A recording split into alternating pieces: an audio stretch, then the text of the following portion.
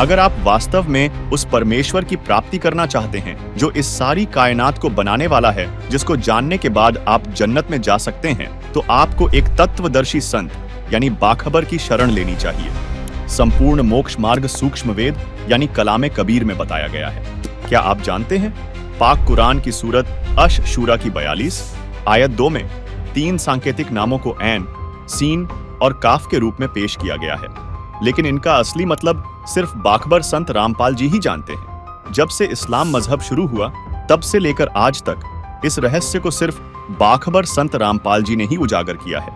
मुस्लिम विद्वानों ने इन आयतों को ये कहकर छोड़ दिया कि इसका रहस्य सिर्फ अल्लाह ही जानता है, और कुरान देने वाले ने इन आयतों को ये कहकर छोड़ दिया कि ये रहस्य बाखबर से पूछो, ये रहस्य और जानकारियां आपको चौंका देंगी। जानिए इन रहस्यमयी संकेतों के सही मायने और इनका मकसद, और साथ ही इन सांकेतिक अल्फाजों को खोलकर बताने वाले रूहानी शख्सियत बाखबर संत रामपाल जी महाराज जी के विषय में। जिस खुदा ने, जिस अल्लाह ने कुरान शरीफ का ज्ञान दिया, वो कंप्लीट गॉड नहीं है, वो कंप्लीट गॉड नहीं है, वो अल्लाहु अकबर नहीं है।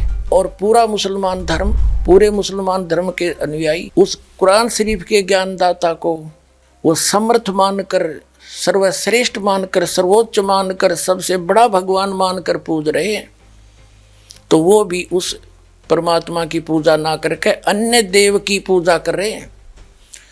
इसी प्रकार श्रीमद् भगवद गीता जो पवित्र ग्रंथ है, पवित्र कुरान शरीफ की तरह, तो हिंदू धर्म के श्रद्धालु भी उस पूर्ण परमात्मा की भक्ति ना करके अन्य देव की पूजा करते हैं। अन्य देव की यानी ब्रह्म तक भी जो पूजा करते हैं वो आन उपासना में है, उस एक की पूजा नहीं है। और वेदों तक की पूजा करने वाले भी उस समर्थ के विषय में जानकारी नहीं रखते। वो तो स्पष्ट कर दिया इन तीनों पवित्र सदग्रंथों ने कि उसकी जानकारी तो कोई बाखबर तत्वदर्शी संत धीराणाम जानते हैं, उनके पास जाओ, वो बतावेंगे उनके पास क्या है। तो ये दास है वो तत्वदर्शी संत, वो बाखबर। राव और कल्याण करवा। वीडियो को पूरा देखने के लिए अल कबीर इस्लामिक चैनल पर विजिट करें।